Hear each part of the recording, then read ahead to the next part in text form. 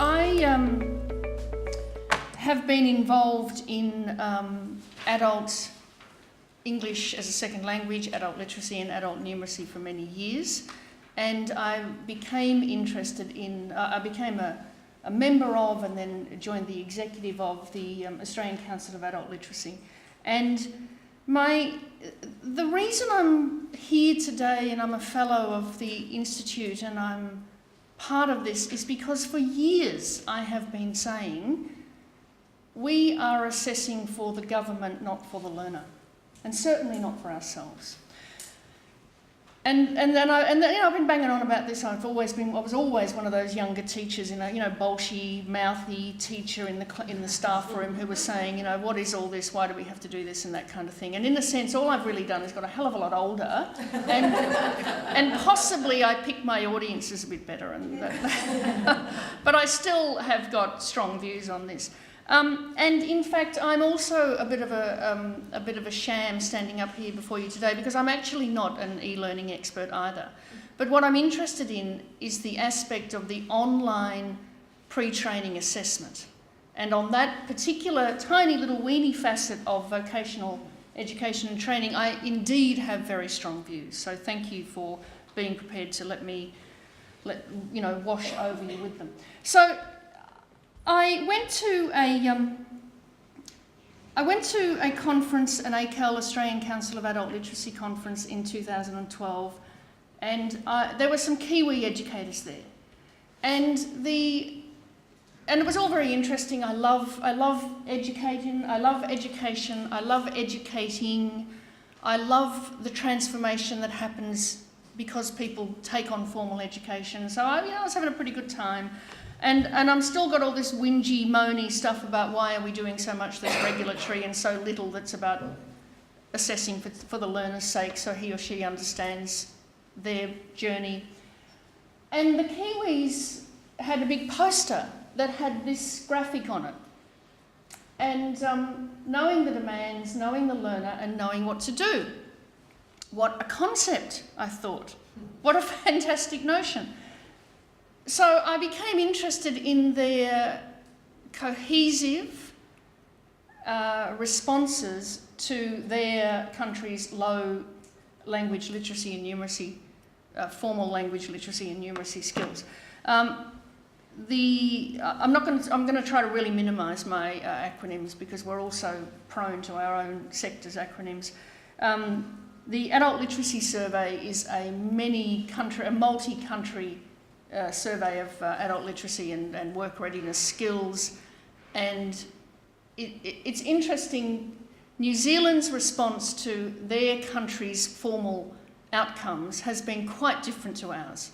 It's been cohesive, it's been connected with other parts.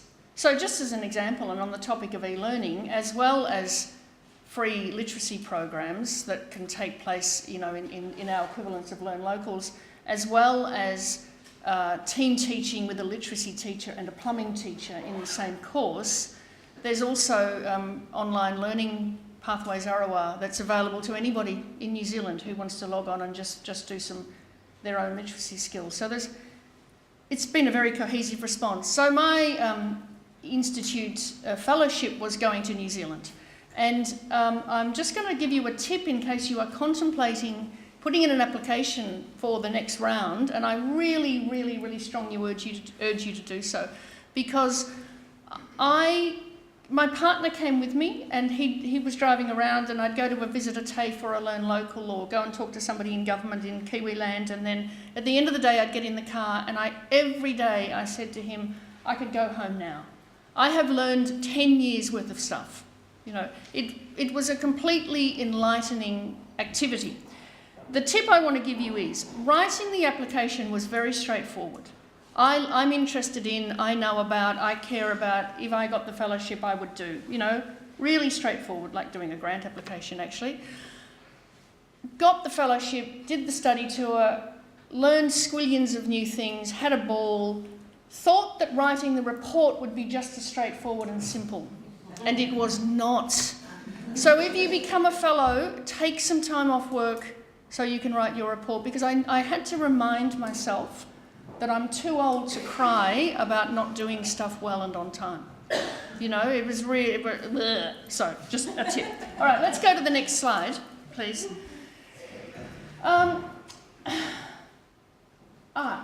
So, slide 2. Although I'm a consummate professional and always go to peer-reviewed articles, I also rely on Dr. Google as appropriate. So, which I'm sure that all of you as online learners would be able to understand. So I thought, what will I talk about with my 4 slides? Because what is the essential issue at heart for people who have to do a pre-training online assessment? That's a question for you. What is the essential issue? Okay, and now I shall answer it for you to save you a little bit of time.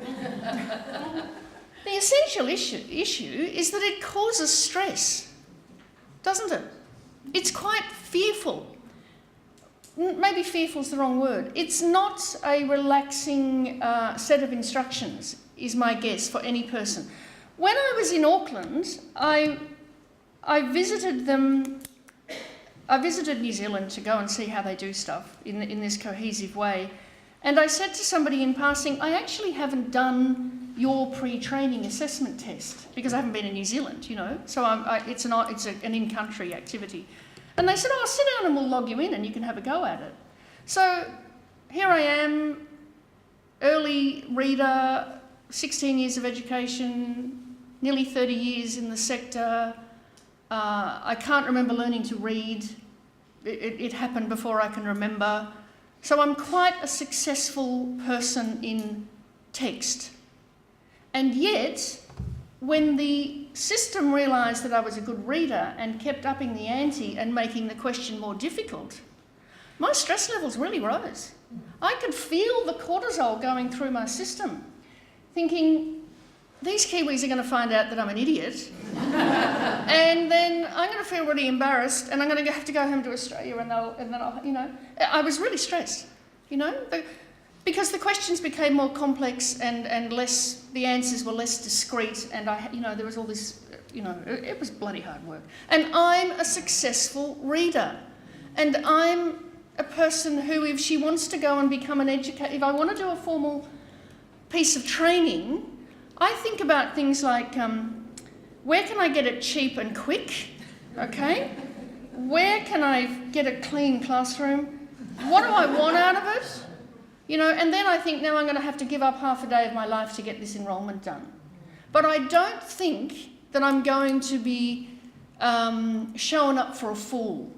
I don't think that I'm going to be illegitimate in the process of becoming a formal learner, of engaging in formal learning. I don't think to myself, can I go down to that big building and go through the big doors, and will they say, yeah, we think you're a learner too?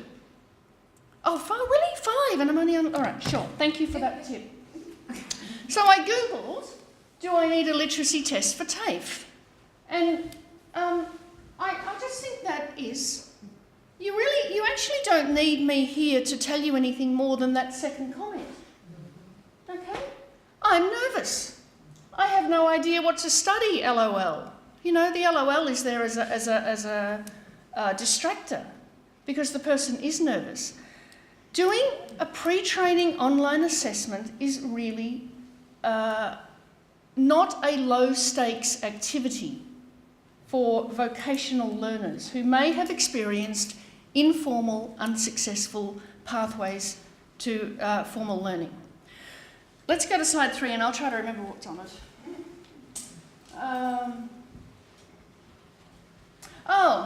So I haven't actually told you my point yet, so let me just pause and tell you my point. The point that I want to make, and for which I have no solution, I'm only raising the problem today, but from the bottom of my heart, I see it as a real serious problem. And the difference between how it's done across the ditch and how it's done here is the learner in New Zealand goes down to his or her local TAFE or Learn Local and says, I would like to find out if I am a learner, I would like to engage, or my Job Active Centre sent me, or whatever it is that sends them along. The person says, the person in their 50s, who was a baby boomer who had free education, got it all for nothing, now going to talk to you about how much tax you'll have to pay, says, okay, that's fine, what do you want to study? I'd like to study plumbing. Sure, you can start at the start of term, and then after they've started, that's when the learner does his or her literacy test. That causes the kind of activity, the kind of anxiety that was talked about before. In Australia, in Melbourne, in Victoria, let's just talk about the Victorian jurisdiction, we say to the learner, oh, you'd like to do Cert 2 plumbing? Lovely, I'll give you this 6-digit code, and then you can either do it here or you can go home and do the literacy test, literacy and numeracy test. Now, is that conducive to a learner feeling part of our system? I suggest very strongly the answer is no. And I don't think that it's productive. So my tour of New Zealand was saying, well, how do you make this work? And basically they make it work by just getting the scores of the learner and adapting what's needed to it. So the response is virtually the same, because every educator here who's got some study support does the same thing in every provider. And if the education provider doesn't have the study support program, and it's been stripped down to virtually nothing, I am sure that you personally or people you know in your staff rooms sit and do the help anyway. So the difference is that the learner is not put through a gatekeeping, door-closing technique. And I, for one, would like to argue very strongly that that is what we should do here.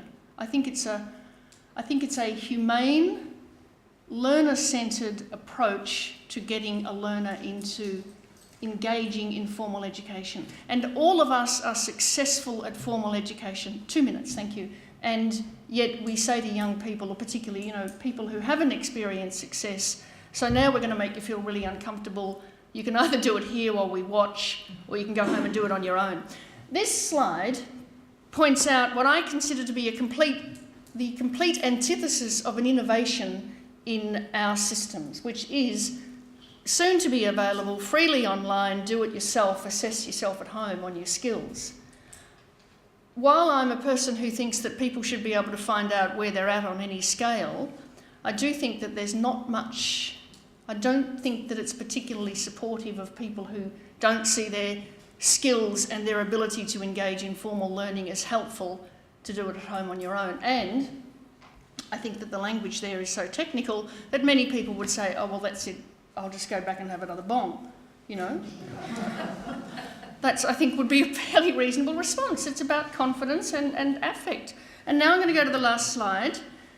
And I've already given you one question and given you the answer, so I've got one other question here. Oh, so look, I've said all that. And I had a nice line at the bottom, so I'm quite pleased with myself now. And you can tell I work in the kind of educational provider where even the thought of opening up my slides and reading them at work this morning just didn't happen. So, we all know those kinds of workplaces. A Learn Local equivalent in Waikato. It was Adult Learners Week, and they put up all these beautiful posters. Learners had been invited to write about what they thought formal learning was, and I just love that line, and it's in my fellows report. Learning to me means improving on what I can do and know and discovering new things. I mean, we don't need to pay consultant squillions to come up with our own journey mission statements and stuff. I reckon that's perfect. This is what I want to say. The learner's choice of study in New Zealand is not impeded by their commencing skills. It's very simple. It's a simple decision made by their government and their policy makers, and it's respectful on the part of us, those of us educators who've already got an education qualification and would pass the test. It seems a better way to do it to me, and thank you very much for listening. I hope I was in some way relevant.